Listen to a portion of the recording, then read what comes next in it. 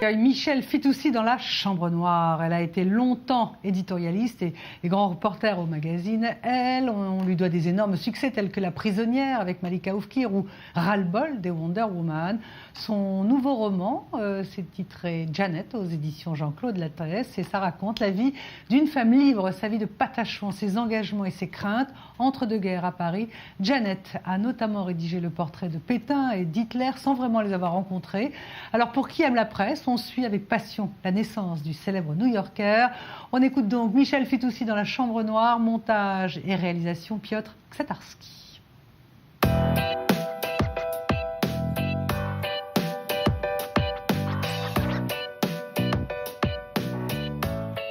Quand elle est arrivée à Paris en 1922, elle a d'abord fait un peu essayer de vendre des piges, elle n'a pas réussi, elle vivait de pas grand-chose, elle avait un petit revenu.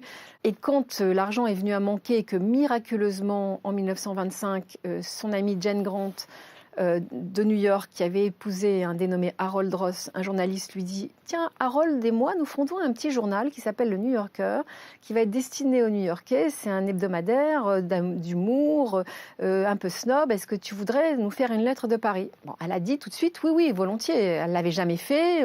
Elle s'est dit « Mais qu'est-ce que moi, américaine, à Paris, qui ne connais pas encore bien les codes et tout, je vais faire ?» Et puis, elle s'est lancée.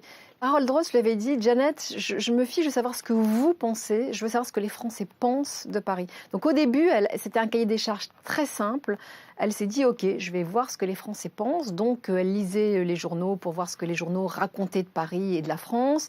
Elle allait voir les expos, elle allait voir les écrivains, elle allait voir le milieu littéraire à la fois français et américain. Elle fréquentait les salons littéraires, en particulier les salons de l'américaine Nathalie Barney, de Gertrude Stein. Elle fréquentait la librairie de Shakespeare ici. Elle faisait un mélange de Paris et de tout ce qui faisait la vie mondaine et la vie intellectuelle, la vie brillante de Paris.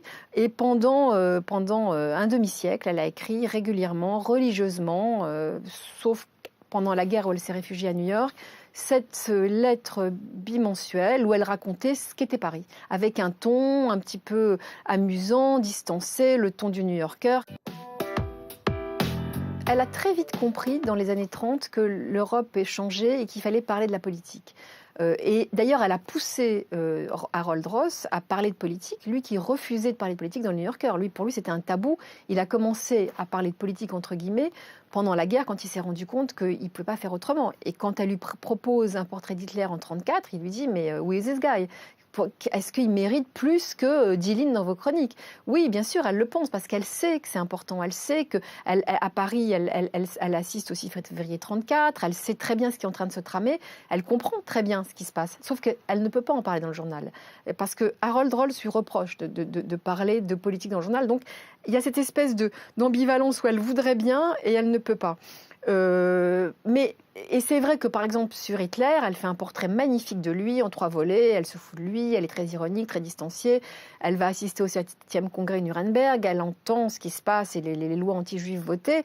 Elle comprend tout ça, mais elle comprend comme tous les observateurs en Europe et surtout les Américains, c'est-à-dire on comprend, on sait qu'on va à la catastrophe, mais elle n'est pas la seule. Mais on y va et on ne voit pas toute la portée de la catastrophe. Il faut dire aussi que c'était une Quaker, Janet Flanner, donc une pacifiste, et qu'elle ne voulait pas, elle avait peur de s'engager, elle avait peur de perdre cette fameuse neutralité à la fois de là où elle venait et du journaliste. Et puis finalement, elle le fait, et après la guerre, elle assiste à Nuremberg et elle fait des papiers magnifiques sur les procès de Nuremberg. Elle va visiter Buchenwald et elle en ressort absolument bouleversée.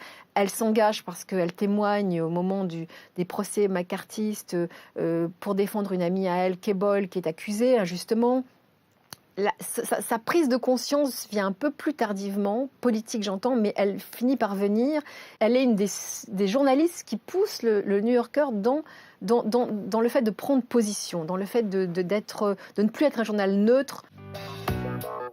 J'espère avoir réussi ce challenge, d'avoir donné à mon lecteur, à mes lecteurs, le plaisir, vraiment l'immense plaisir que j'ai eu à écrire ce livre, à découvrir tous ces gens, tous ces personnages, expliquer ce qu'est le journalisme, au fond, ce que c'est qu'un journaliste passionné par son métier, ce que c'est que le journalisme littéraire, puisque Janet Flanner a inventé aussi ce style, et puis découvrir l'Amérique aussi, cette Amérique-là, intelligente, intellectuelle, cultivée, qu'on adore et qu'on ne cesse de redécouvrir. Donc voilà, s'il y a une raison ou quelques raisons ou 10 raisons pour lire ce livre, ce sont celles-là. Et puis, c'est vrai que c'est un très beau personnage, très non conformiste et pas conventionnel de femme. Merci. Merci Valérie. Voilà, c'est la fin de ce magazine Culture. Merci pour votre attention. Tout de suite, les infos sur i24 News. Merci aux équipes à Paris et à Tel Aviv. Et pour finir, n'oubliez pas le replay. Bye bye.